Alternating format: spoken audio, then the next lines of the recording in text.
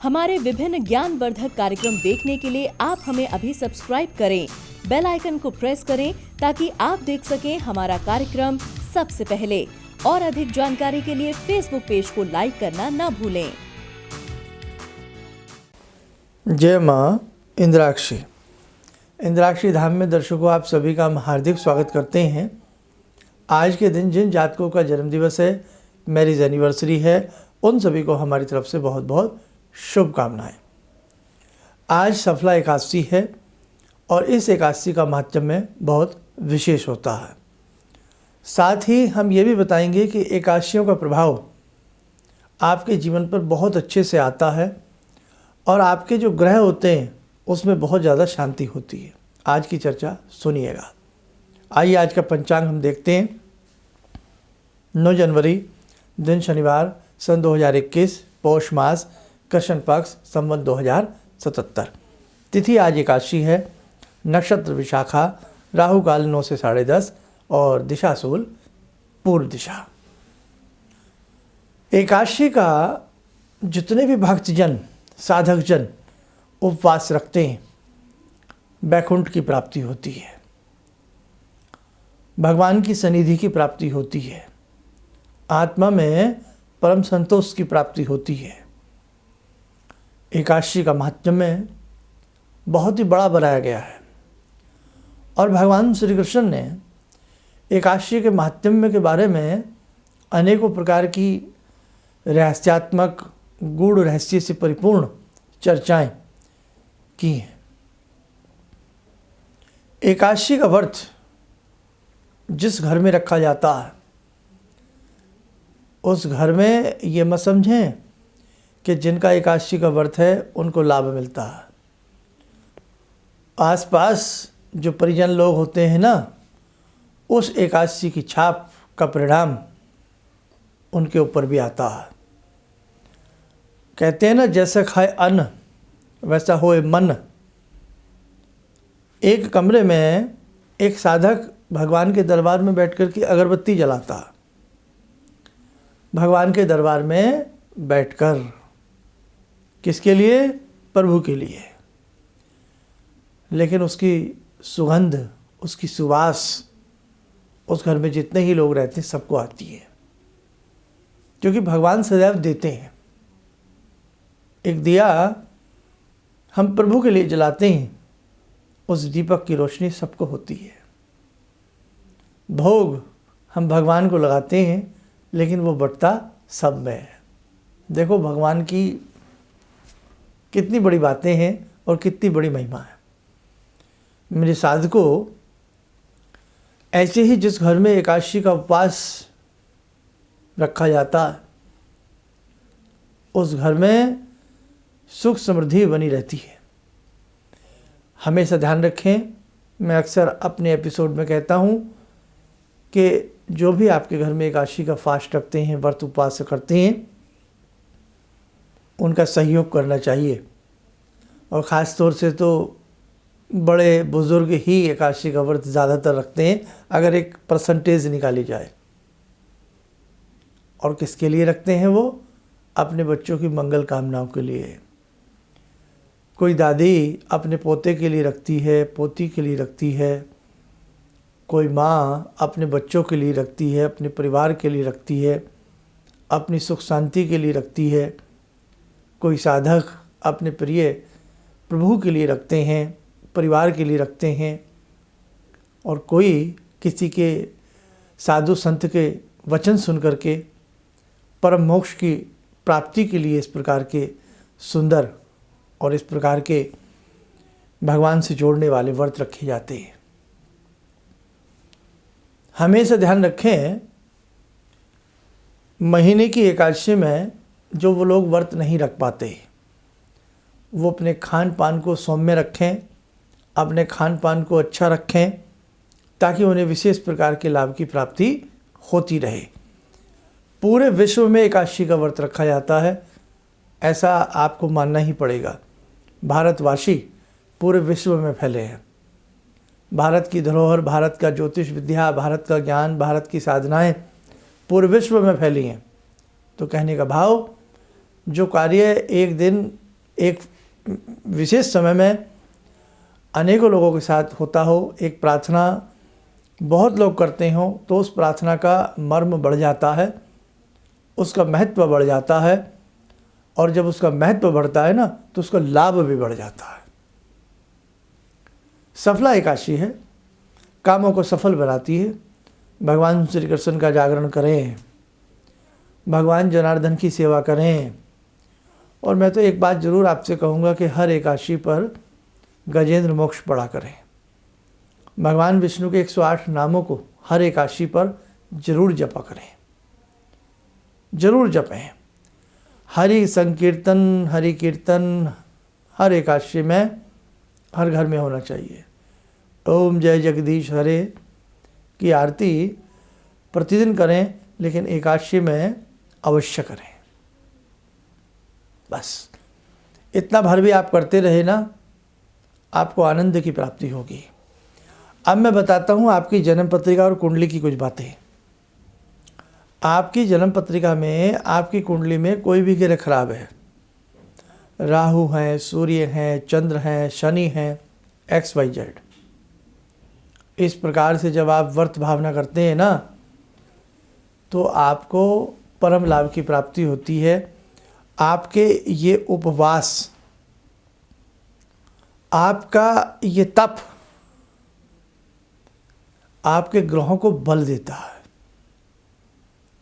आपके ग्रह जो कुटिलता में हैं, आपके ग्रह जिसकी वजह से कई बार हम ग्रह फल की वजह से पीड़ित होते हैं, इस प्रकार के उपवास, इस प्रकार की साधनाएं आपकी पीड़ा को 100% दूर करने में सक्षम होती हैं। उपवास, उप माने समीप, वास माने बैठना, यानी कि भगवान के समीप बैठना। और बैठने का मतलब उस परमपिता परमेश्वर को याद करना और उसका पाठ करना, उसका भजन करना, उपवास। भाव, जब आप इतना बड़ा कार्य कर रहे हैं तो आपके ग्रह आपको क्या करेंगे? डरने की आवश्यकता नहीं है। तो आप ये न समझिए कि हमारे ऋषियों ने हमें व्रत बता दिए और हम व्रत करने लगे, इनसे कुछ नहीं होता। बहुत कुछ होता है। आयुर्वेद में स्पष्ट लिखा है कि एक दिन व्यक्ति अपनी नस नाड़ियों को जब आराम देता है ना, पानी पीता है, लिक्विडिटी लेता है इस प्रकार की, तो उसके पेट को भी आराम मिलता है, उसकी नस नाड़ियों में भी अच्छे से रिफाइनरी हो जाती है, धुलन जो भी गंदगी होती है सब निकल जाती है। और एक दिन इस पेट के अंदर जो जठराग्नि है उसमें भी प्रभाव आता है, हमारी इंद्रियों के ऊपर प्रभाव आता है, क्योंकि अन्न का मन से बहुत बड़ा संबंध होता है। चावल इसलिए निषिद्ध किया गया, चावल पानी का एक बहुत बड़ा, पानी की सनिधि रहती है चावल के साथ। हमारे शरीर में भी पानी पानी है, बहुत ज़्यादा पानी है, 1/3 पानी है। चावल पानी में उबलता है, पानी में ही उसकी खेती होती है, सारा काम पानी से होता है चावल का, शुरू से लेकर लास्ट तक। पानी के स्वामी है चंद्रमा। चंद्रमा अगर किसी के वीक हैं और वो व्यक्ति एकादशी में चावल ज़्यादा यूज़ करता है या करता है, तो उसका मन विचलित होता है, मन एकाग्र नहीं हो पाता साधनाओं के लिए, पासनाओं के लिए। इसलिए तो कहने का भाव, इसलिए हमारे ऋषियों ने ना बड़ा साइंटिफिक तरीके से हर चीज़ को बोला है और हर चीज़ को समझाया है। वो बात अलग है कि हम इन सब अच्छी बातों में अंधविश्वास खोज लेते हैं, हम धर्म को खोखला समझ लेते हैं, हम इन चीज़ों को तकियानुसी बताने लगते हैं, हम इन चीज़ों को पुराने ज़माने की बातें कहने लगते हैं। ऐसा नहीं है। आज आप बड़े से बड़ा योग सीखिए, क्या योग शास्त्र में ऐसा नहीं है कि एक दिन हम अपने पेट को विराम दें? क्या योग में ऐसी बातें नहीं हैं? क्या जब हमारे हालात बिगड़ जाते हैं, बीमार हो जाते हैं, कि डॉक्टर नहीं हमें नहीं कहते कि बेटा देखो आज कुछ मत खाना, और खाना तो बिल्कुल लाइट खाना, हल्का खाना, आपको कोल्ड बिगड़ गया है चावल तो बिल्कुल मत खाना। तो जैसे मेडिकल साइंस भी सलाह देती है खान पान के ऊपर, ऐसे ही एस्ट्रो साइंस और आध्यात्मिक क्षेत्र में हमारे ऋषियों ने ये बातें हज़ारों वर्ष पूर्व लिख दी और हमें बता दी।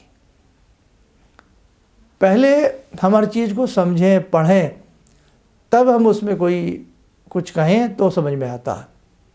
कोई भी कह दे कि ज्योतिष में कुछ नहीं रखा, अध्यात्म में कुछ नहीं रखा, ये तो सब बातें हैं, काल्पनिक बातें हैं, मिथ हैं। नहीं साहब, आपने कभी उस चीज़ को आजमाया? आपने कभी उस चीज़ को किया? आपने कोई उपवास रखा? आपने कोई मंत्र घुमाया? माला पकड़नी आती है? आसन के भेद मालूम है? मालूम कुछ नहीं है। बस एक चीज़ मालूम है, हर चीज़ पे उंगली उठा देना, हर चीज़ को अंधविश्वास कह देना। ये साहब ये नहीं चलने वाला। बहुत ऐसे व्यक्तियों ने बहुत हमारे बच्चों को, हमारी पीढ़ी को बहुत गुमराह किया है। ऐसा पहले सीखिए, पहले उतरिए किसी चीज़ में।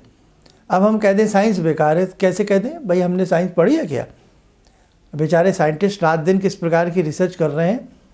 तो जब हमें जिस चीज़ का मालूम नहीं होता तो हमारा अधिकार नहीं उस चीज़ को हम बिना मालूम हुए हम गलत ठहरा दें, या हम लोगों को के अंदर एक गलत धारणा उत्पन्न करें। ये ध्यान रखें। हाँ, तो ये एक सब्जेक्ट बड़ा उसका है। तो हमारे सभी बच्चे जो हमारा कार्यक्रम सुनते हैं, तो बेटा सुनो सबकी, लेकिन हमें मंथन करना चाहिए कि क्या सही है और क्या गलत है। आइए मेरे साथ को समय हो चला है आज की ध्यान साधना के। आज की ध्यान साधना में हम जोड़ते हैं, एकादशी की बात है तो भगवान हरि से ही हम आपको जोड़ते हैं। आइए स्मरण करें भगवान श्री हरि का। ॐ करारविन्दे न पदारविन्दं मुखारविन्दे विनिवेशयन्तं वटस्य पत्रस्य पुटे शयानं बालामुकुन्दं मनसा स्मरामि बालामुकुन्दं मनसा स्मरामि कस्तूरीतिलकं ललाटपटले वक्षस्थले कौस्तुभं नासाग्रे वरमुक्तिकं करतले वेणुकरे कङ्कणं सर्वाङ्गे हरिचन्दनं सुललितं कंठे च मुक्तावले गोपास्ति परिवेष्टितो विजयते गोपालचूडामणि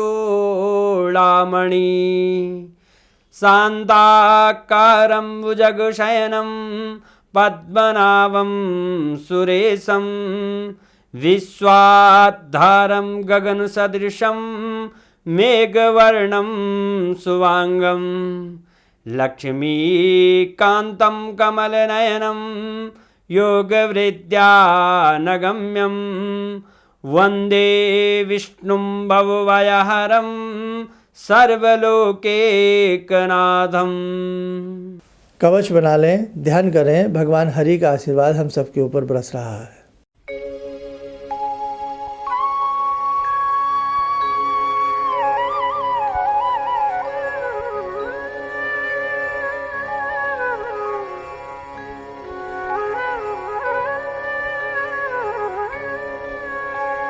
ओम बोलते हुए नेत्र खोलें।